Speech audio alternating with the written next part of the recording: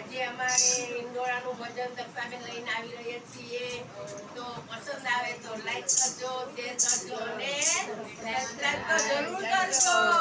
ભોલેનાથ માતા કી જય, લાલ કી જય, રાજા માની જય.